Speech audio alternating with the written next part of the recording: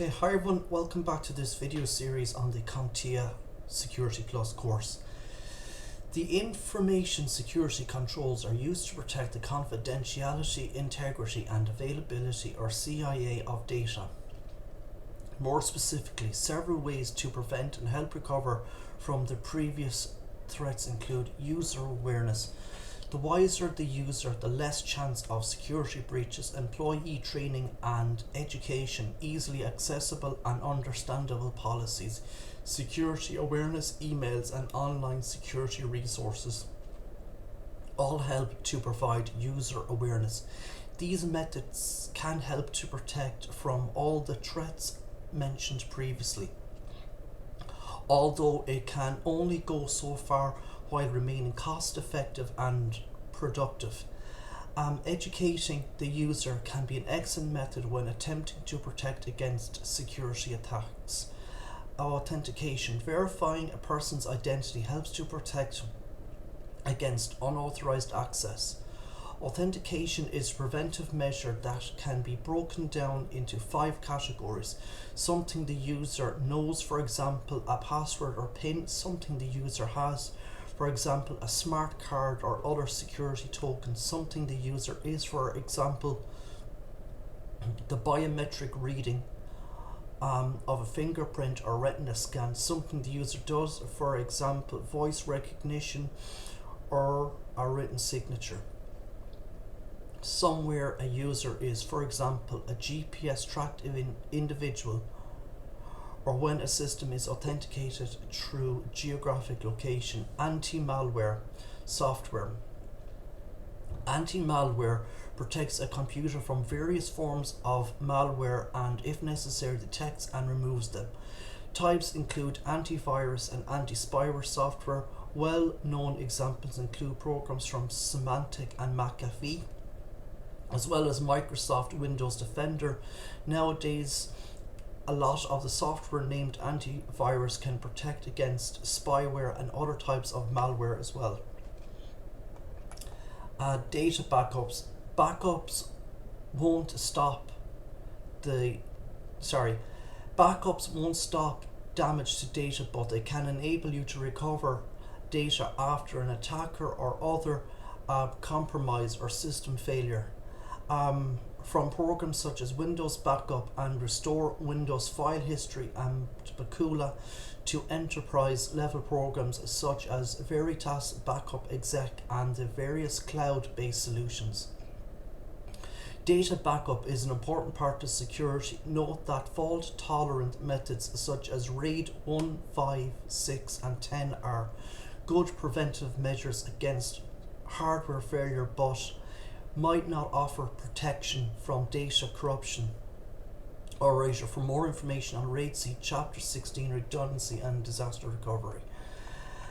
Encryption. This involves changing information using an algorithm known as a cipher to make that information unreadable to anyone except users who possess the proper key. Examples of this include wireless sessions encrypted with advanced encryption standard AES, web pages encrypted with HTTP secure HTTPS, and emails encrypted with secure multi-purpose internet mail extensions SMIME, or pretty good privacy PGP.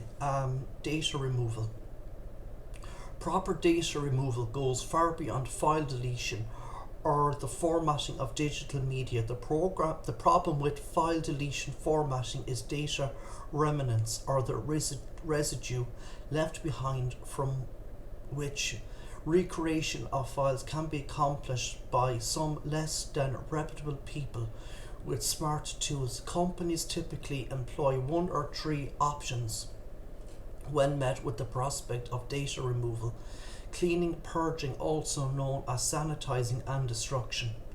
By combining a well thought out security plan with strong individual security methods, a security professional can effectively stop threats before they become realities, or at least in worst case scenarios recover from them quickly and efficiently. The strongest security plans take many or all of these methods and combine them in a layering strategy known as a defense in depth, which can be defined as the building up and layering of security measures that protect data throughout the entire life cycle, starting from inception on throughput usage, storage and network transfer, and finally to disposal.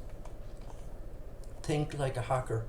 I'm not condoning any malicious activity, but think like a hacker. You have to understand the hacker. A good hacker understands the mind of a security administrator, making computer and network security a difficult proposition. But the converse is true as well, as the smart security person in a way hackers and their methods. So ask yourself, why do people decide to become hackers? In the minds of some malicious individuals, it may simply be users are there to be taken advantage of. Another common answer is greed. In this case, the act of hacking for illegal monetary gain. Other hackers have an agenda or believe in a cause. Some want to get free access to movies and music. Finally, some just want to cause mayhem and anarchy. Consider this when you secure your organization's computers. They might be of target. Of course, people use different names to classify these types of individuals: hacker, cracker, cyber criminal, and so on. It doesn't matter what you call them, but the accepted term in most network security circles is hacker, which we will use throughout this book. Now consider this. Not all hackers are malicious, that's right. There are different types of hackers. Various names are used by different organizations, but some of the common labels include the following: white hats. These include non-malicious. For example, an IT person attempts to hack into a computer system before it goes live to test the system. Generally, the person attempting the hack has a contractual agreement with the owner of the resource to be hacked. White hats are often are involved. It is something known as ethical hacking. An ethical hacker is an expert at breaking into systems and can attack systems on behalf of the system's owner and with the owner's consent. The ethical hacker uses penetration testing and intrusion testing to attempt to gain access to a target network or system. Black hats. These malicious individuals who attempt to break into computer and computer networks without authorization. Black hats are the ones who attempt identity theft, privacy, credit card fraud, and so on. Penalties for this type of activity are severe, and black hats note: keep this in mind if and when you come into contact with one of these seedy individuals. They can be brutal, especially when cornered. Of course, many vendors try to make the term black hat into something cuter and less dangerous, but for the purpose of this book and your job security, we need to speak plainly. So here we will consider the black hat to be a malicious individual. Grey hats. These are probably the most inexplicable people on the planet. They are individuals who do not have any affiliation with the company but risk breaking the law by attempting to hack a system and then notify the administrator of the system that they were successful in doing so, just to let them know not to do anything malicious, often than breaking in. Some grey hats offer to fix security vulnerabilities at a price, but these types are known as green hats or mercenaries. Blue hats. These are individuals who are asked to attempt to break into systems by an organization, but the organization does not employ them.